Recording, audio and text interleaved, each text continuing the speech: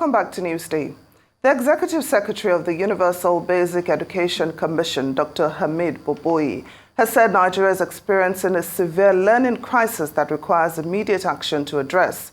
Boboyi, at a two-day meeting with stakeholders in Abuja, said if the learning crisis is not immediately addressed, it will hinder Nigeria from achieving the Sustainable Development Goals, SDGs.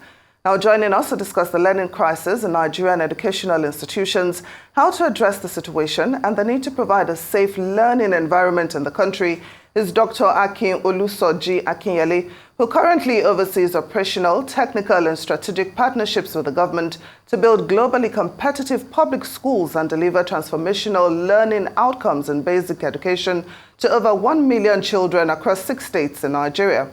Good afternoon. Good to have you on Newsday. Thank you so much for joining us. Thank you for having me.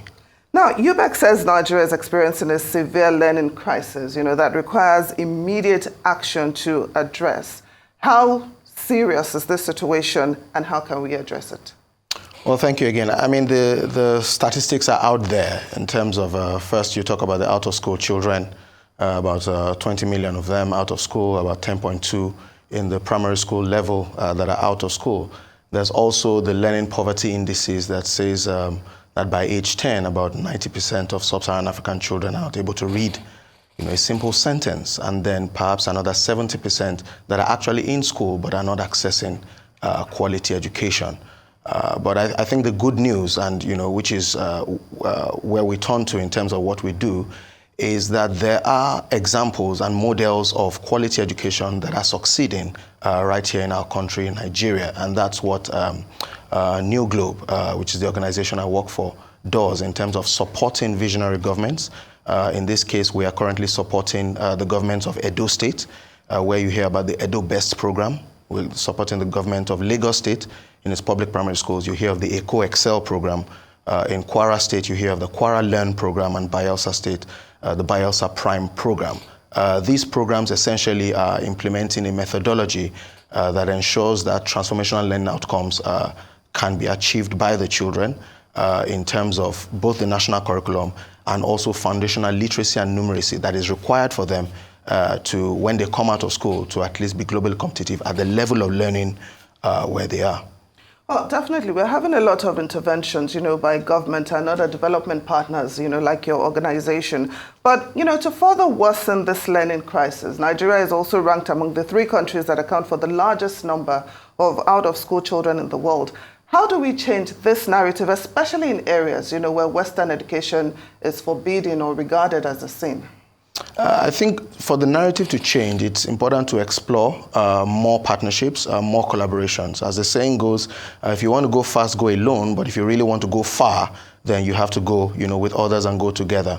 Some of the partnerships that we have is because of the political will, of the political leaders in those states. Governor Baseki, Governor Sanwo-Olu, Governor Abdurrahman Abdrazak, who in this case is the chairman of the Governors Forum, and Governor Doye Diri in Bayelsa State, who has recently just been re-elected. So where you find political will, and then you find, a willing partner that is able to, in our case, implement such methodology that has been proven, across board and, of course, proven across board to deliver learning outcomes, then you begin to see, shades of success. And I think the real solution to the crisis in Nigeria is to be able to scale these kinds of models across, in this case, the 36 states of Nigeria and the FCT, as to achieving what we really want our children, to learn in this day and age. We use, instructional content, modern day structured pedagogy that has been proven, by even the World Bank as the way forward in terms of teaching a child to learn at level and not just at grade. You find that a lot of children, so for instance, a primary 5 child may not be able to learn at that grade, but rather is learning at the grade or at the level of a primary 2 child. You can't bring that child back to primary 2, so you have to infuse, supplemental learning, supplemental numeracy and literacy in order to achieve that. So just to be clear, are you saying that we need to review our curriculum? Is that what you're saying? The national curriculum already has, and there's a ministerial strategy, right, around what we need to achieve as a nation for our children to learn. And I think that that's very commendable by the Ministry of Education and also, the other government stakeholders in the education system. What needs to be done is to ensure that that curriculum is now being taught to the child at the level at which the child can learn it.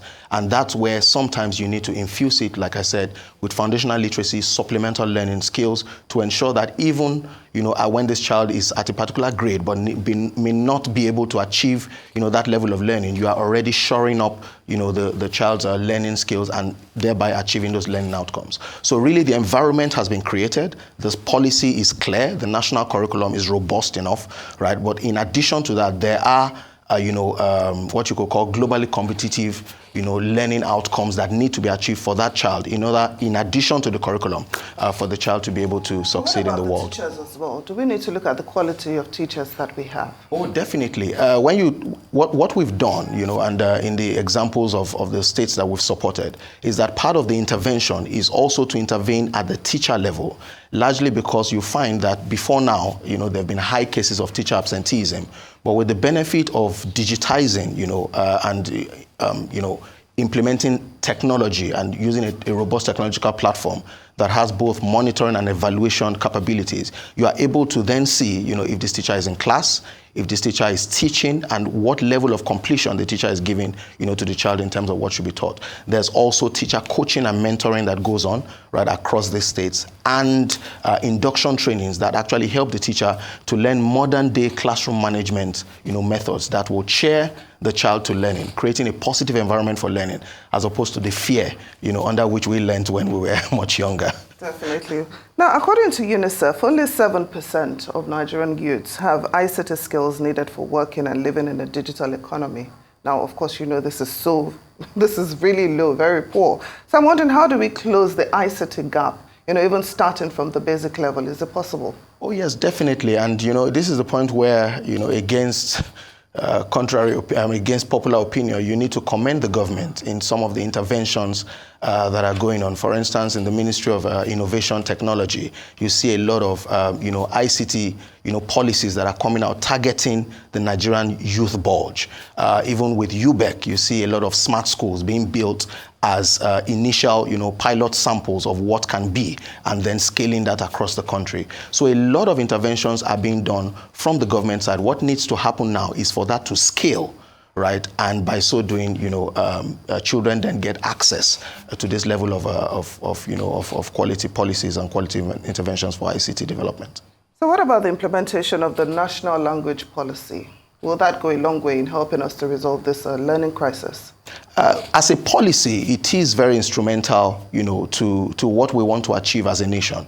Of course, ensuring that first our local languages do not disappear and become, fossils or things that are observed in a museum. It's important that instructional learning, to a large extent, like I said, must be delivered to the child at the level at which the child can learn.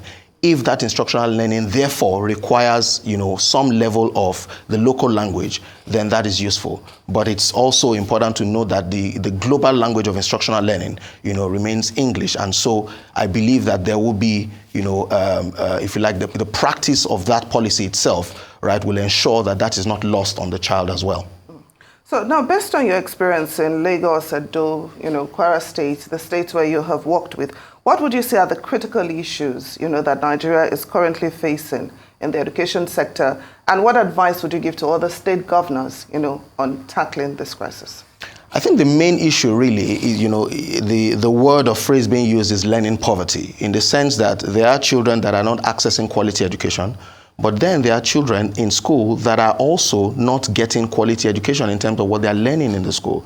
And that is why these types of interventions, as I've explained in Edo, Lagos, Kwara, and Bayelsa, are useful, because it then presents a model that tackles that in the sense.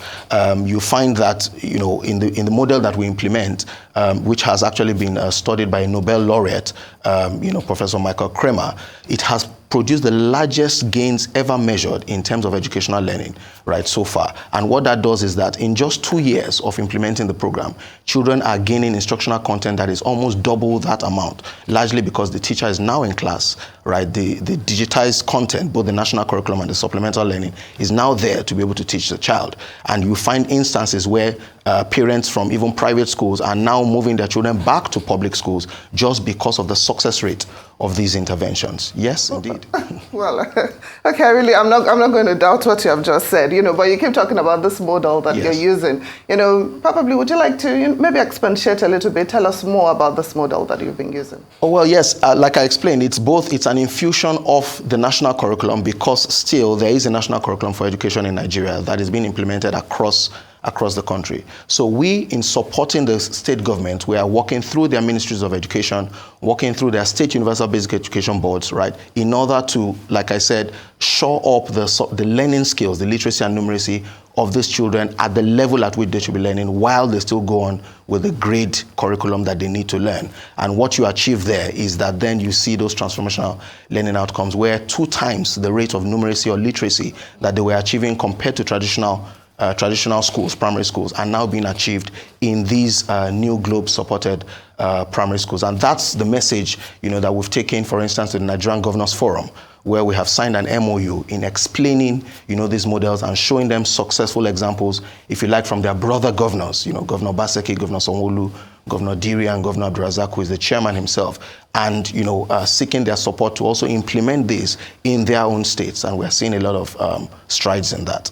So do you also offer support, to students with learning difficulties? Because I'm sure that's also part of the reason why we are having this crisis. They really do not pay attention to a number of learning difficulties that some children have. For instance, some children are autistic, children with Down syndrome. Is there any form of support, for children like that? Oh, definitely. So when you implement a model, particularly in a particular territory, it's important to take on the nuances of that territory. So before, this support or this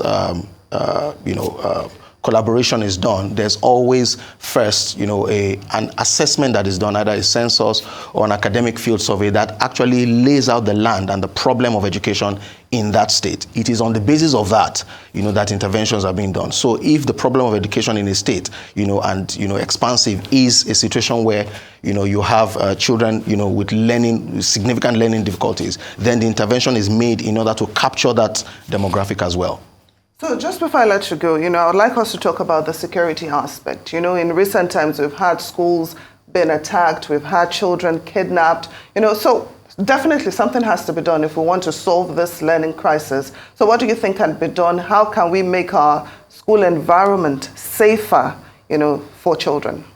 I think one of the most important things is to understand that the security issue in Nigeria, among other factors, also comes from the economic factors and the economic prevailing conditions that people find themselves. So what education does, particularly education that exposes you to modern day teaching or modern day learning outcomes, is that it gives equitable access to any child, whether your parental background is rich or parental background is poor, whether the instructional language even in your house is English or non-English, or even whether your parents had that level of education at their time or not. That equity in access usually disarms, even people that ordinarily, would have wanted to disrupt the educational system. So we found out, that in the governments, where we support, we have found minimal disruptions in the educational system. In fact, Governor Obaseki at some point had taunted that one of the challenges he found before coming in was this illegal migration, of the girl child, at their teenage ages to explore, in Europe and other things like that. But because of the education intervention, children are now staying in school, and by reason of that, you're increasing their life chances and their opportunities to do well, at anywhere they find themselves after school. Well, this has been a very interesting discussion. Dr. Akin-Olusoji Akinyele, thank you so much for joining us on Newsday. Thank you for having me.